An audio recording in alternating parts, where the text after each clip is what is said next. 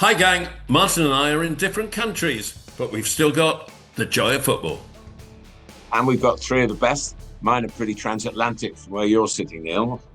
Letter from the Gantry is Martin's tale of the Club World Cup and his experiences so far. And there's a voice of passion that is very much coming from the UK side of this conversation. Over Land and Sea, however, looks at the delays in games in the States. And we finish with a stoppage time where basically I just get passionate all over again. Subscribe to The Joy of Football. Follow us or subscribe indeed to us also on Substack, where you can read our outgoings and also, don't forget, go on the Patreon and get closer to us. Let's go. The Joy of Football podcast. With me, Neil Barnett.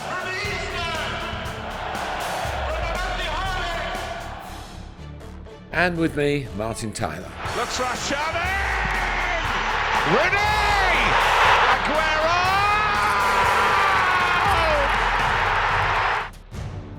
The Joy of Football. Hello. The Joy of Football podcast this week is a global affair with Martin Tyler, the greatest commentator in the world, and me, Neil Barnett. Martin is in a Philadelphia hotel at the Club World Cup. I am, and certainly I've seen a lot of fellow commentators. What's changed in my lifetime was 10 or 12 jobs when I was lucky enough to get one. There are hundreds of commentators out here, and we're quite a group. We're enjoying the football, and I'm very glad I came and the chance to discuss it with you, Neil. Okay, let's not waste any time. We're going straight into three of the best. And he makes them pay. That's a transatlantic delay, Neil. Or an ancient brain one. Three of the best. He's made them pay, and that completes a wonderful hat-trick. Three of the best. Young player, old player. Martin, who's your young player? Well, he's born in Germany and plays for Turkey. Kenan Yıldız of Juventus, who probably should have a hat-trick in this big competition to his name, but the dubious goals panel of FIFA ruled out the first goal and called it an own goal. A flying start for Juventus against Wydad of Morocco. They scored 5 in the first game and they ended up with 4 in the second game. But he got 2, maybe let's call it 2.5. The first one did deflect in off a Wydad defender. I think probably in the Premier League. I spoke to somebody who worked for the Premier League who was at the game and did that kind of job before moving to work for FIFA. And he said we would have given it to him. But I don't, unless there's been an appeal, I don't think that's happened. But the other 2 were brilliant goals. He smashed one in from a central position. He basically plays on the left of a fluid front 3, which is where he cropped up to get the second, I was going to say the third, that I think he should have got, but the second that he's officially got. The tidy finish, the 25-yarder was a blockbuster, and then a steered, sophisticated finish. And, they've got some new faces. Juventus there, half the squad weren't there a year ago, and obviously they've got a new coach in Igor Tudor, and Juventus, obviously a massive reputation. Only just squeaked into 4th place in Serie A, but that gets them Champions League football. They didn't really have a great run at the new format in this season's Champions League, but I like the look of them. And they've not played 2 of the strongest teams of the 32, but they've made the most of those opportunities. And he particularly, Kenan Yıldız, he's only 20, and he's one to keep an eye on for sure. Yeah, equal top scorer after 2 rounds of games. There was no Vlahovic in that second game. Is that just being rested, or is he maybe not in the picture so much? He didn't start the first game either. The old lady adopted the old adage of never change a winning team. And so he hadn't started the game that they won very comfortably, 5-0 the opening game. And he came on the sub in that, and he came on the sub in this one, won the penalty that he scored from. I think there are suggestions that, with the transfer window opening up again, that he might not be at Juventus next season. Of course, Randall Kolo Muani has really taken the loan move into his stride, and although he didn't get a goal, he assisted on one of Yıldız's goal. So I think they're moving forward. It's been a dramatic change, really. I mean, I know you're a big fan of Thiago Motta, but he couldn't quite muster. He didn't muster up. And Igor Tudor is a very impressive figure of a big man, as you'd expect from a former centre back. And he was very, I thought, very sophisticated in the way he handled all the questions about the future. I actually asked him one. I said, "What did you inherit when you walked into the room, into the Juventus dressing room? What was it like? And what have you done to change it?" And he basically went, "Well, I'm just a coach. And, the players are good players." And he didn't want to answer the question, which is dignified, I think. So I was probing a bit. But I was impressed. They weren't perfect in the game against Wydad, but they're now qualified, and we'll see where they go. I was almost speculating in my commentary about we're now looking at teams who can win it instead of teams that could qualify. Really, with a lot of the big teams have played 2 games now. I don't think I'm anywhere to give you a prophecy in that sense, but. Juventus, they'll be in the mix. They'll be. You won't want to play them, put it like that. Well, of course, I should be in Philadelphia by now, but circumstances prevented me going. Illness of Paul Cannavale, who I'm delighted to say is a lot better now. I've spoken to. I was going out to do a charity gig with him, and that means I've been trapped back in England, and I've watched, as well as the Club World Cup, I've watched a lot of the Euro under-21s. And the player who's really impressed me for England going through to the semi-finals has been Harvey Elliott. And he's my young player this week. But he's not so young anymore. And he's not going to get a regular place at Liverpool. He's been linked with a move a lot over the last few months. And remember that he wasn't a Liverpool Academy product. He was a Fulham Academy product. And Liverpool bought him at a young age. And Fulham is the kind of club that he needs now. A year or two of regular first team football at a Fulham, a Crystal Palace, a West Ham, a team that's going to be an Everton, a team that's going to be mid-table, that he can improve a little bit, improve the team, and he can improve himself big time because he's small and he's not electric. And it's all about skill and vision with him. But he's got a knack of scoring goals. I mean, he got the goal for Liverpool in Paris when they won 1-0 at PSG and looked like they were going to knock PSG out of the Champions League before PSG won 1-0 there and it went to penalties. I think he's a top half of the Premier League player with real promise of going even more towards the top. But he needs to get out and he needs to play. But for England, he's effective and he's definitely a cut above in that tournament. Your old player. I'm just going to finish on Harvey Elliott because he comes from New Malden, which is about a kick of a ball by his powerful left foot from where you're talking from at the moment. But he grew up as a Liverpool fan, and that's not been made up for the media. That's the truth. And so I'm not sure he'll want to give up on his Liverpool ambitions. Because you're probably perhaps talking about a loan, but he's at an age now where maybe that kind of loan to get regular football is beyond him. I mean, he needs to be playing, and regarding that he's going to play lots of games. So good luck to him. He's a great lad. Who comes next? Old player. I'm going to go for a combination of Brazil and Netherlands-Morocco. Felipe Luis, who you know, and I've got to know out here, and he's been charming, young, ambitious coach, very fluent in English, lived in Fulham, very close to the stadium when he had his year with Chelsea, and still has friends at the club, made friends in that year, even though there's been a lot of changes since then. Didn't take any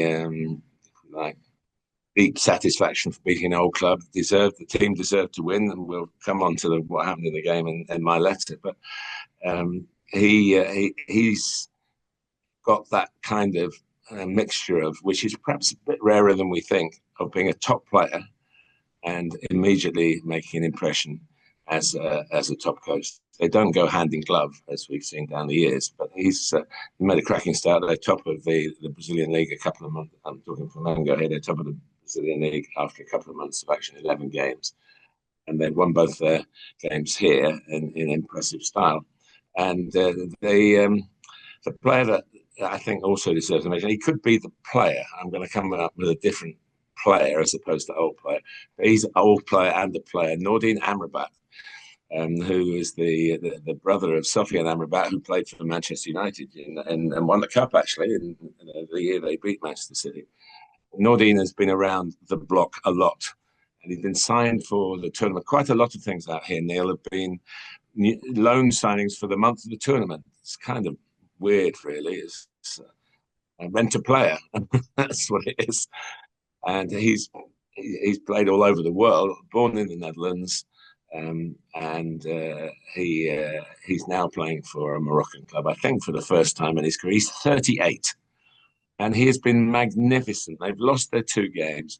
He has been magnificent in terms of fitness, in terms of football intelligence, in terms of will to make the most of difficult situations. Hugely impressive. Watford fans will remember him. He had a spell there, I think, in the Premier League. But he's never been anywhere too long. I don't think the grass has grown under his feet in those 38 years, much over the 20-odd years he's been playing. But really special, and it won't go down as anything. He didn't win any, what they call the Superior Player of the Tournament Awards, which is another name for player of the game. Replacing man of the match to make it non-gender, even though it's men's football. But there you go. That's the way we call it. And so really, really impressed. He's got one more game, they go home, and he can be very proud. 38, he ain't not finished. So if anyone's looking for somebody who's a bit of maybe a journeyman in terms of his career, but he's better than that. And so well played, Nordin. My player comes out of me watching LAFC and a bit of Inter Miami and a bit of Seattle Sounders in the tournament, and of my time, 13 years of presenting radio, a football show on radio for the States. And it got me thinking that the player that for me went over to the US as a designated player and made the biggest football impression, not the biggest impression, because obviously that was Beckham in the first years of MLS and Messi in the latter years of MLS. But the player who made the biggest football impression, for me, without a doubt, was Robbie Keane. Robbie Keane went to not LAFC, but Los Angeles Galaxy, LA Galaxy, and won several MLS Cups, which is the ultimate trophy. You play the league games, you win the Supporters' Shield, but it's not the major trophy. You go into the postseason and the knockouts, the playoffs, and it's a bit like the Club World Cup itself in terms of structure. For a league season, I think it's a very unintelligent structure. But it's the way that all American sports are structured, and that's why they insisted on doing it. And Robbie Keane he kept winning the MLS Cup, but he won the Supporters' Shield, which is the equivalent of the league, several times as well. I think he twice won Player of the Year. He scored 104 goals in 165 games over there. And he had an absolutely magnificent time in the States. Better than one of his successors as a designated goal scorer, Galaxy, Ibrahimovic, better football-wise than Beckham, better even than Landon Donovan, the big name at LA Galaxy. He was absolutely brilliant, and he's kind of gone quiet in terms of England and what we see of him now. But as a manager, he's won the league in the last 2 seasons, once in Israel and now I've forgotten where he is now. Is it Turkey? I can't remember where he is. He's just won the league again. I've forgotten which country he's in, but he's winning. He's a winner, and he was a very, very good player, and he's definitely one to keep an eye on for me now. Player. Yeah, this is again the Flamengo. I'm sorry, this is maybe putting salt in your wounds, Neil, of Flamengo and Chelsea, but Danilo, who I had the chance to have a chat with before the night before the game against Chelsea, and I said, "What do you remember about playing?" Because he played for Manchester City, he's an outstanding player, Real Madrid, Juventus, and a versatile defender. And he said, "Oh yeah, I can remember playing against Chelsea a lot of times. Always great games." He said, "We did beat them with Juventus recently." He remembered that. I said, "Well, come on, you've got the experience of playing against English clubs. What would you say to the players in your team and in your squad that haven't played against English clubs? What's the one thing that what advice have you been giving them, or have you been giving them any advice at all?" He said, "Yes, I have." And he said, "I've given one simple piece of advice: run." Because when you're playing against English teams, you that's what you have to do. You have to run. And he said, I've told them, and we'll be coming out running the next night, as indeed they did. But I also said, hang on, will you have an advantage in the time of kickoff being in the middle of the day? That it will be very hot, so people will think that the Brazilians will be able to cope with the weather better than the Chelsea. The Chelsea haven't got that many English players with them. And he said, "No, not at all." He said, "You better believe this. We don't like playing in the heat either. It's not something you can get particularly conditioned to." Anyway, he not only played, they did run, and they ran all over Chelsea in the end. Not for the whole game, that's for sure.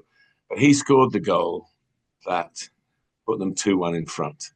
And there was a set piece, if you like, a shabby piece of defending, really. Header back across the goal.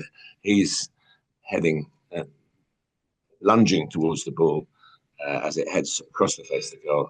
He gets there first, diverts it in. And for a senior citizen of world football, it was a special moment. And they are a special group, Flamengo. I mean, whether they're good enough to win it, I don't know. But I've seen them twice now, and they've impressed a lot, and so have their supporters. Their supporters are magnificent. Of course, they got the red and black hoop shirts. I think even if you see that in any country, I don't see too many other teams wearing that kit. So Flamengo are in town, and the place has been buzzing here in Philadelphia with Brazilians. They've left now because the team have left, but it's been good. So yeah, Danilo gets my player. Well, if you see him again, just remind him they may have won 1-0 at the Juventus Stadium, but it was 4-0 to Chelsea at Stamford Bridge. And believe it or not, even though it was late 2021, 2 of the scorers are still at the club, Chalobah and James. So very unbelievable. Yeah, funny he didn't mention that. My player is a European champion with Spain, a European champion with Paris Saint-Germain, and could well become a Club World Cup champion, although Paris Saint-Germain have now lost a game, and that's Fabian Ruiz. He's had a career that has kind of mirrored his style of play. In that he's a bit of a stroller, isn't he? A stroller and a great technician. And he strolled out of Spain to Naples. Napoli signed him for 30 million euros when he was quite young. And he was one of their 2 or 3 best players for about 3 or 4 years. And it was a real shock when Napoli sold him to PSG. And all the Napoli supporters were really down. How can we sell him? And in fact, Napoli won the league the following year with Osimhen getting all those goals and everything. and he went to PSG. But his career kept moving in the right direction, but without anything dynamic. And then all of a sudden, bang, he gets into the national team. He wins the Euros. Bang, he's outstanding as PSG win the Champions League this year. And I think he's become one of the best midfielders in the world. And it's strange that he should be playing this way at PSG on the left of their midfield, because he really, really reminds me of one of my favourite players of 10 years ago, who was Matuidi at PSG, who won the World Cup with France, of course, in 2018, and was that similar left-sided midfielder who had just a style and a grace and a way of playing. And I think Fabian Ruiz has become one of the best midfielders in the world, and I really enjoy watching him. Yeah, good player and one to watch. I've just checked. Robbie Keane won the league in Hungary this year, so it's Israel and Hungary who's won it. And that is three of the best. And we now move on to Letter from the Gantry by Martin Tyler. Letter from the Gantry. Thanks, Neil. As I write, we've reached pretty much the halfway stage in the FIFA Club World Cup. From being heavily criticised for its very conception, the inception has been greeted with more warmth. The first round of 16 matches produced average crowds of around 35,000. Enthusiastic support for all 32 teams, fans from within the USA and those who travel from further afield. My base in Philadelphia now seems very appropriate, the very city where the founding fathers drew up and signed the American Declaration of Independence. There is a foundation element about this Club World Cup. FIFA see it very much as a beginning, rather than the latest version of tournaments over the last 20 years, which have borne the same name. Philadelphia is also known as the city of brotherly love, and all sections of this supporting sporting society have revelled in each other's company, a reminder that football is a global force for good can never have been more timely.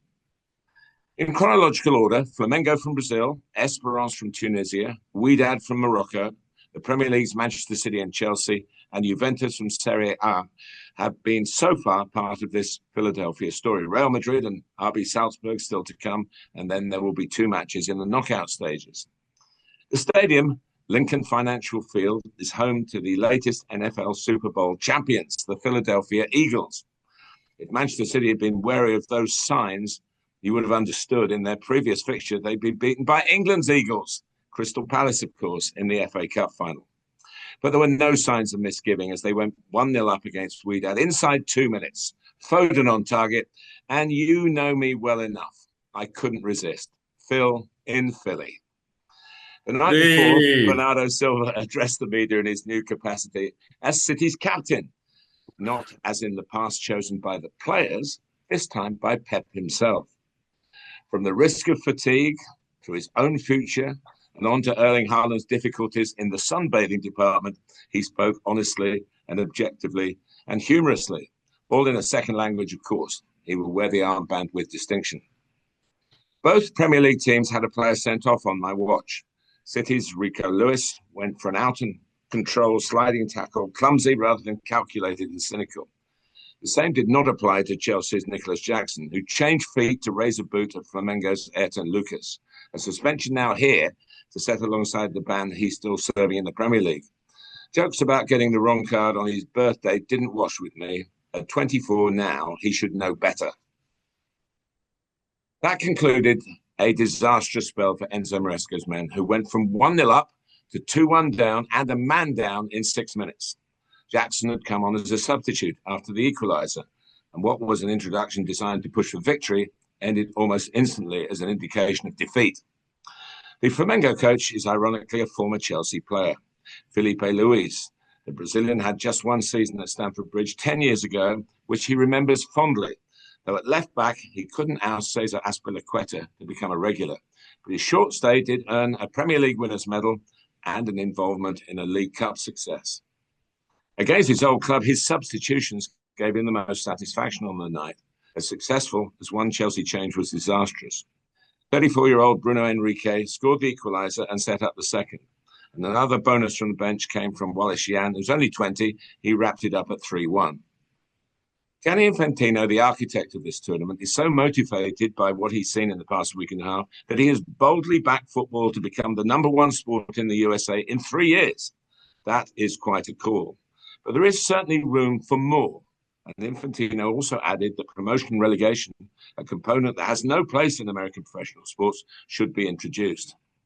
If that happens, it would rival Rocky Balboa's fictional triumph against the odds in the boxing ring. Gianni might have been in Philadelphia recently, and the steps Rocky ran up and the Statue of Triumph are just a few blocks away from here. If you are ready for a challenge, there could hardly be any better inspiration. I have run up those steps, 2004, Chelsea's first tour there. I did it for Chelsea TV, and the bastard producers who were there kept claiming that they'd mucked up, and I think I had to run up them in the heat of the day 4 or 5 times. I was sweating like anything. That's probably what made my hair fall out. And I had to deliver something to camera when I got up there. That explains it, Neil. That's why you're known over here as Rocky Barnett. Well, I don't know, but yeah, it was tough. It was tough. There's a lot of them, those steps.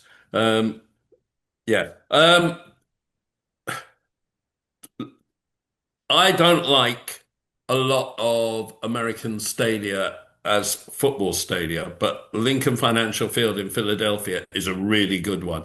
And I was exuding positivity about it to you before you went. How have you found it? Yeah, I mean, it is. It's of course there's no cover, and with the storms, and we might move on to talk about that. The risk of delays, and it is a World Cup ground for next season. It's got the real smell of success about it.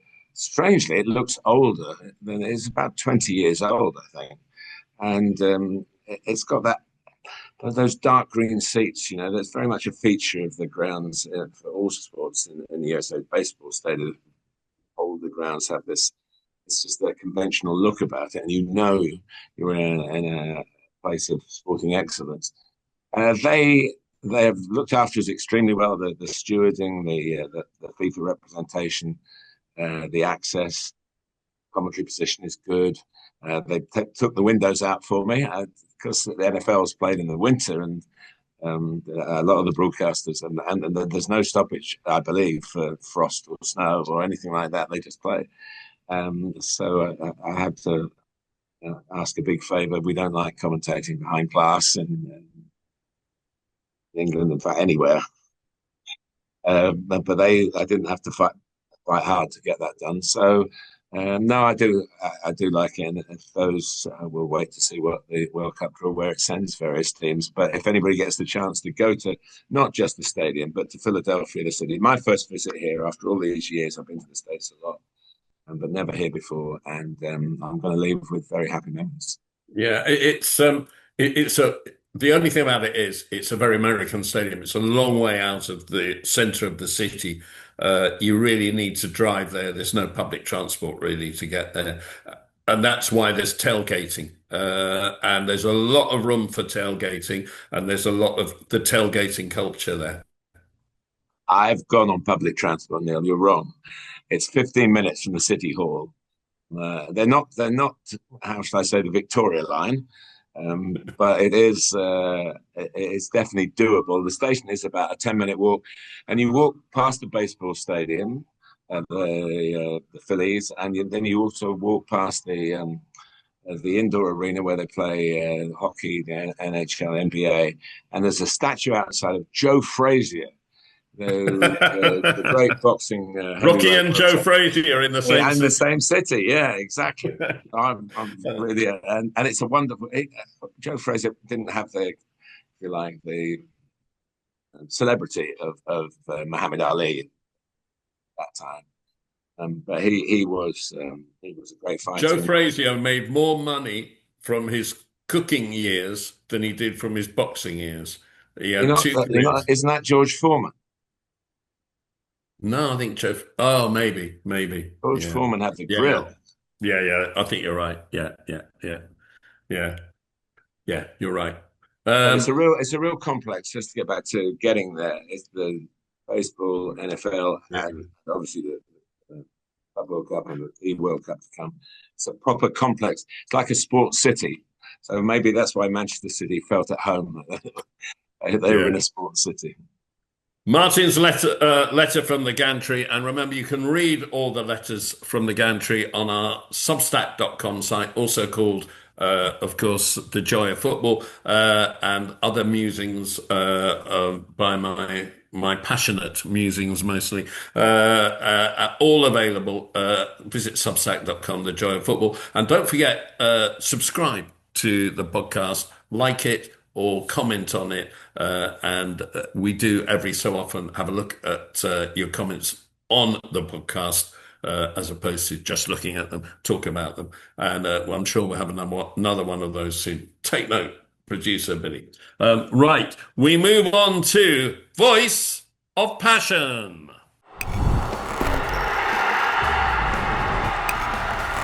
Voice of Passion. And I've got a new one for you, Martin, on the Voice of Passion. And it's really come out of just watching the game on television as opposed to in the stadium. And it just suddenly dawned on me. I'm so sick of I'm so sick of all the muddling around at set plays, and I've gone on and on. The referee shouldn't get involved, and they should just call a penalty or call a free kick to the defending team. And it just suddenly dawned on me how you conduct yourself in a football match is not only from the first whistle to the last whistle, you can get booked, you can get sent off, but is even before that and after it, you can get booked and sent off, and is even out of the realms of play as a substitute. You can, an unused substitute on the bench, you can get booked or sent off. And I just think that it is time now, with all this match management, with all this cheating, that the laws of the game should be alive from the first whistle to the last whistle. Therefore, if you commit a foul when the ball is dead, that overrides what the last decision was, whether it's a throw-in, a corner, a free kick, a penalty even. But if you, when the corner is being taken, foul a defender who's marking you closely, it's a free kick to the defending team. If you, as a defender, foul an attacking player in the penalty area while you're waiting for the corner, it's a penalty. The laws of the game need to be alive all the way from the first whistle to the last whistle. And that will end all these shenanigans forever. Well, I like to think that is a bit idealistic, Neil, because nobody will stop grabbing. The problem with the grabbing and the pushing and shoving is the referees can't decide who is the instigator. So they cop out, and I don't blame them, because attackers are just as bad, and they're feigning contact and throwing themselves to the ground as defenders are by grabbing shirts and blocking runs and stuff like that. So it is. I just think it's part of the game. If you say there can be no contact in the penalty area, I'm not saying that. But I'm not going to no contact. I'm going to fouling. But how do you tell the difference? You can't tell the difference because everybody's doing it. Everybody's doing it. It's part and parcel of set piece play. They'll soon stop when a few penalties have been given and a few free kicks. We've heard all that before, and the referees. Yeah, because the people who run the game cop out after a period of intensity over these laws, and then let it all come back. But I think if the laws of the game were alive when the ball is dead, people would really have second thoughts about what they're doing. And I think it's absolutely unfathomable. I want everyone who is under 35 years old to understand that not looking at the ball at a set play and looking at the person you're trying to block didn't exist until about 25 years ago. It was unheard of. If anyone had done it, it would have been laughed at. And it should be laughed at now because it's a foul every time, because you're not doing anything except playing the man, and that is a foul, or the woman if it's women's football. So for me, just get on top of the laws of the game. And one way of improving it is to have the laws existing from the first whistle to the last. Well, it's an area for discussion. What has happened is the data-driven, the televising of every game, of every set piece, has put thoughts into players' minds, attackers and defenders, that weren't there before. I mean, we can remember the Arsenal flick on the near post, and the Tony Adams era, Steve Bold, and another player scoring from that. But there were not too much in terms of a great invent. Now a set piece is almost like, pause, what's going to happen here? It's almost, we're looking at taking cutaways of the set piece coach on the bench. What's he organised? Austin McPhee from Villa's now making a great career for himself, from starting as that, going off around the world and working with Robbie Martinez, winning the Nations League, and these jobs didn't exist before. So it is a consequence of technology. And I do think that there are things about the game that, when you watch a game that isn't televised and isn't VAR'd, you do get a throwback in your mind as to where football was when we fell in love with it. But you have to live in the time, and I can see you getting that through as a point, but I don't think it'll change anything. That's where I take the wind out of your hurricane that's gone into the sails, as always. I think it'll be a great bonus. We'll get the corners and the free kicks taken much quicker. I know that, if you had that. Okay, we move on to over land and sea, and of course Martin is over sea.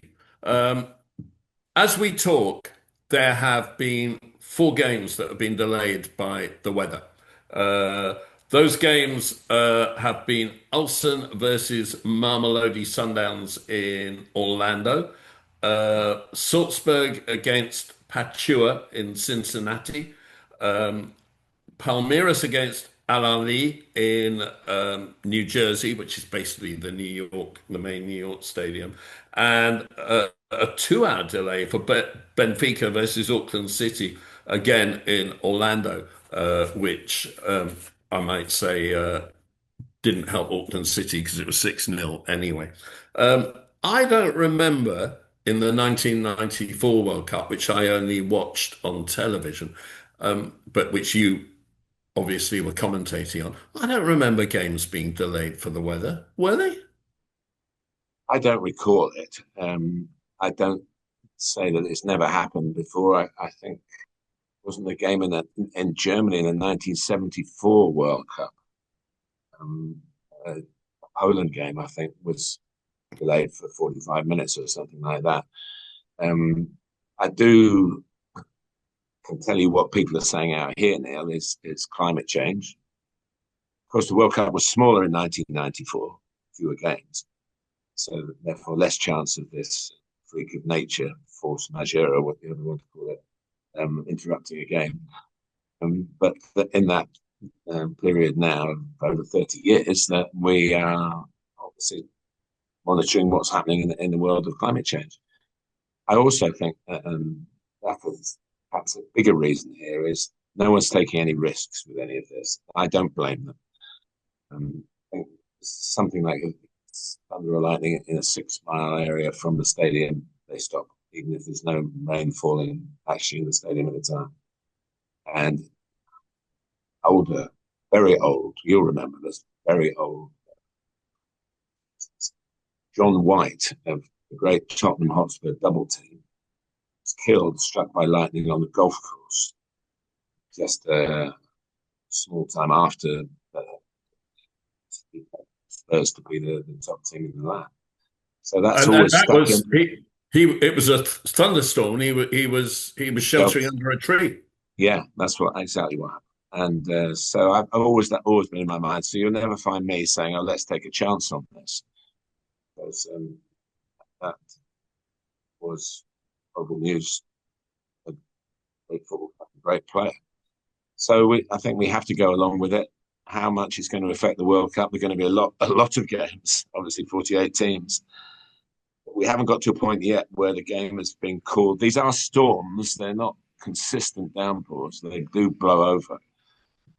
But I can recall going, my kids, what are they? Were born 87, 89, going to Disneyland and Disney World in Florida. And it stormed every afternoon. You know, we had the morning sunshine every afternoon for a couple of hours. Went back, we had your lunch, and had a rest, and then went out again when the storm would come. So maybe they're going to put the kickoff times into some sort of meteorological perspective as well. But well, they can't do that. It is a shame.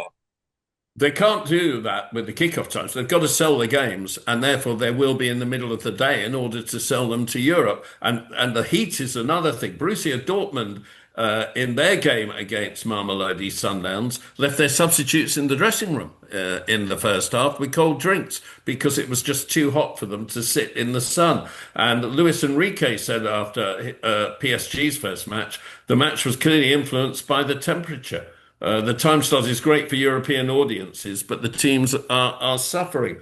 I've had 4 delays in the States around football. The first was in 2005. I was with the team, with the squad. We got into the plane in New Jersey to fly to Washington, D.C., and there was a terrible storm in New Jersey. Hour and a half we sat in that plane. And finally, the storm stopped, and we still didn't take off. And it turned out that the storm had arrived in DC. And we waited another hour and a half. So we were 3 hours inside the plane, at which point Jose Mourinho said, "Enough of this, out. We're going back to the hotel." The airport was a half hour from the hotel. So overall, we lost 4 hours. And we went back to the hotel, left early again the following morning, no problems, flew to DC, and in the evening the team was absolutely useless against DC United, an MLS side, which just goes to show that that kind of preparation maybe can really affect you. I fast forward to my second one, which was in 2013.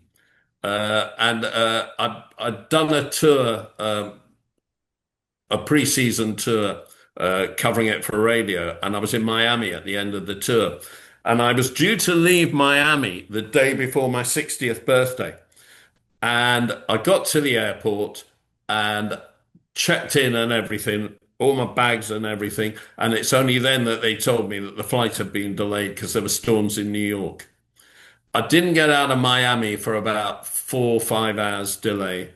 Got to New York, and New York told me I missed my connection, and I couldn't go till the following morning. I had a huge row with the airline on the grounds that I was going to miss my 60th birthday and I wanted compensation.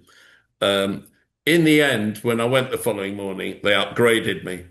And I had a pretty damn fine flight, actually, watching films, drinking champagne, drinking red wine, and thinking this is the way actually to celebrate your birthday in the air. I got into Heathrow about 9 o'clock in the evening, and I basically missed my whole birthday.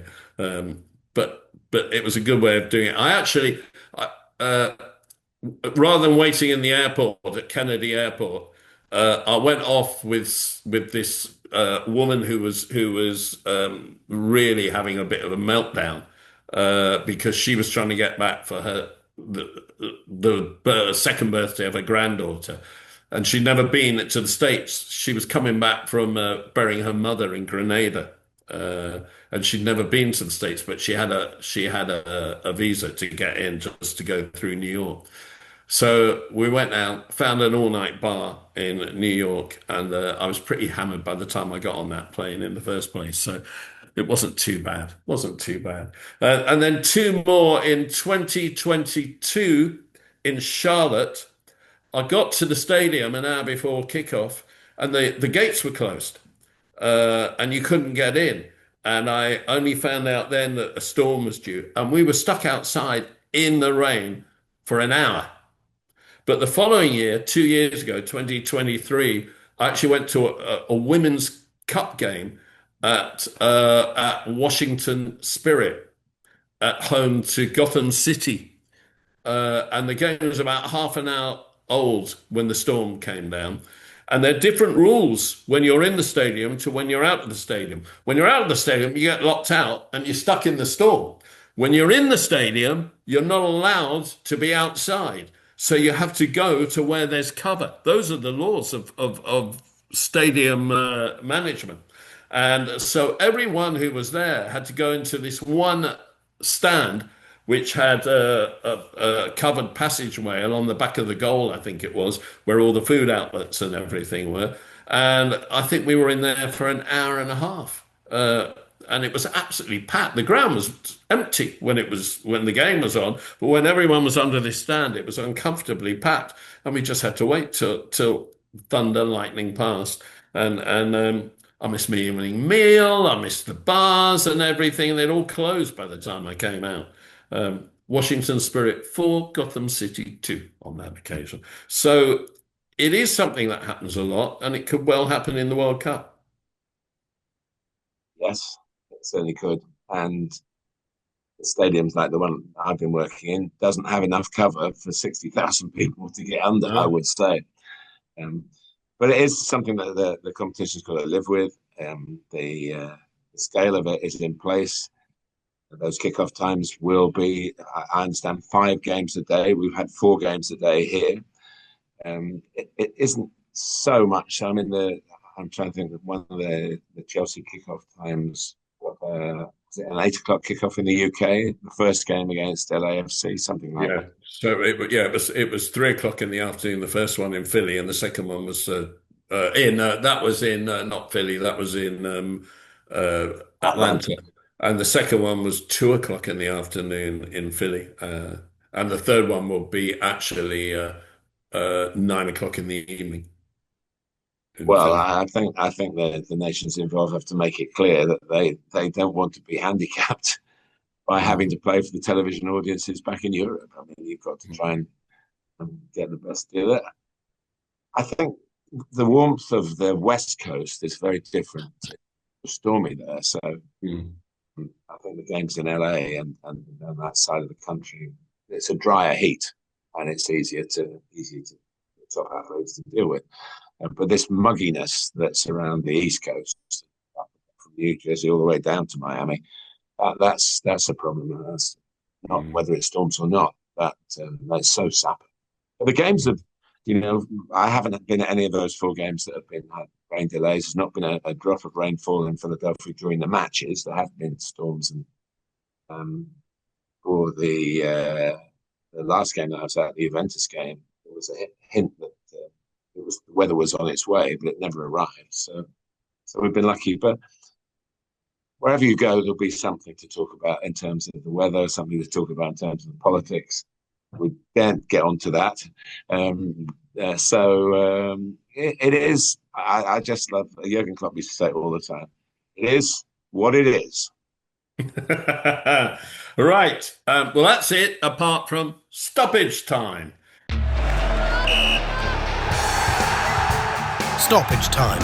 I'm just going to have a kind of voice of passion of sorts in stoppage time on the back of Over Land and Sea. And we've had, of course, drinks breaks for the heat, as well as the breaks for the storms. And in the drinks breaks, which are now getting longer and longer, they tend to be 3 to 4 minutes now, because the managers, the coaches, head coaches, gather all the players together and have a team meeting. And it's the equivalent of a timeout in NFL. Football is not NFL. We don't want timeouts. We don't need managers talking to their players during the drinks break. I think we've got to ban it. I really do.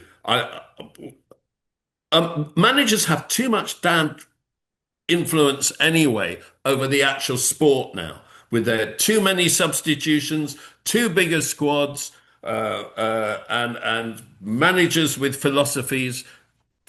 God help us, and now trying to claim timeouts. End of.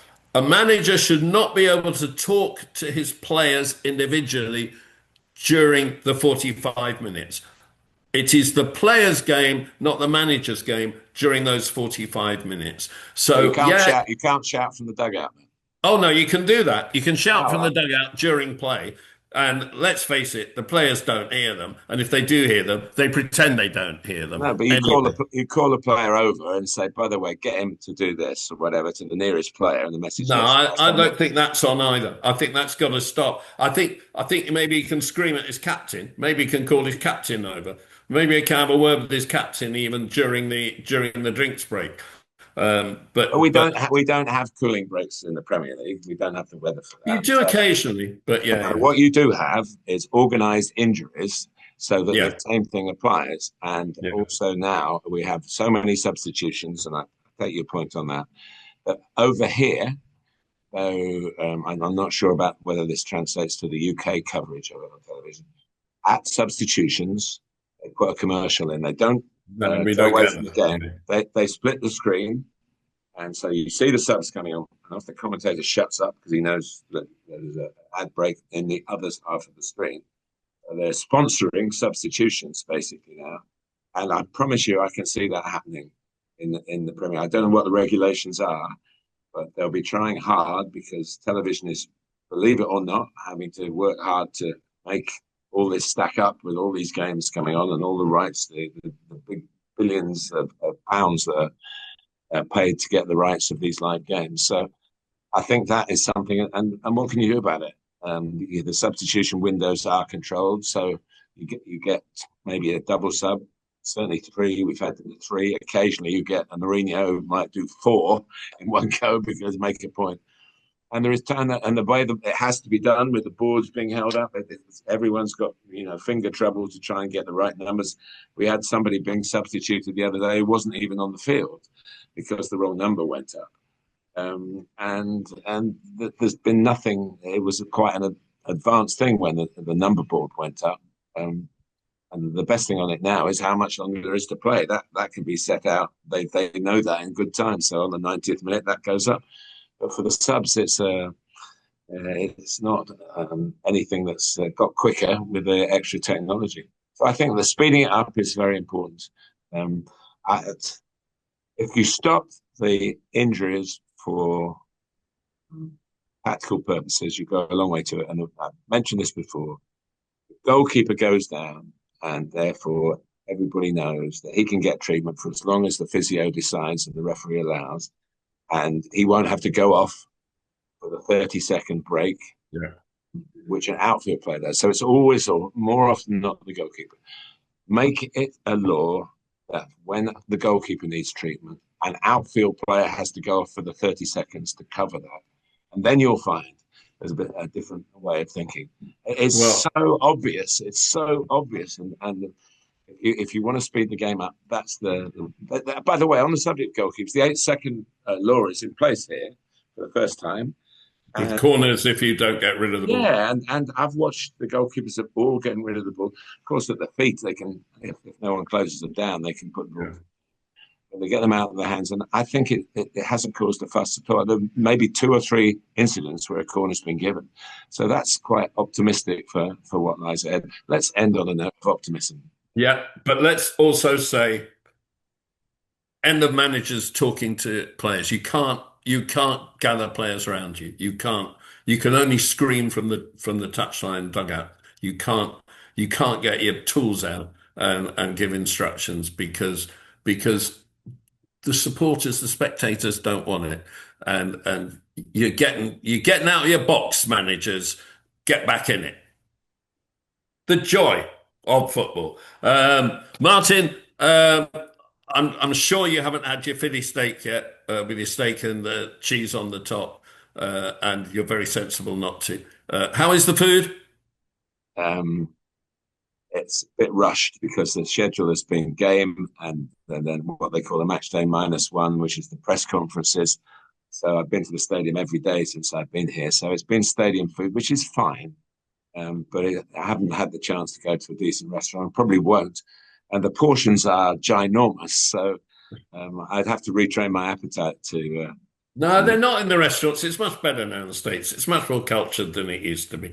Can I believe I'm saying? Stay safe. See you in the kitchen next week. Look forward. From Martin and me. See ya. Ta-ra. Thank you, everyone, for watching, listening until the very end. Philadelphia rules. Actually, all that stuff Martin went on about, Nicholas Jackson, 2 suspensions. Chelsea lost 2 of the last 11 games, and he's been sent off in both of them. I think I'm going to go and bury my head in the sand until Martin gets back in the Kingston kitchen. See you all in a week's time. Subscribe, Substack, Patreon. Take care.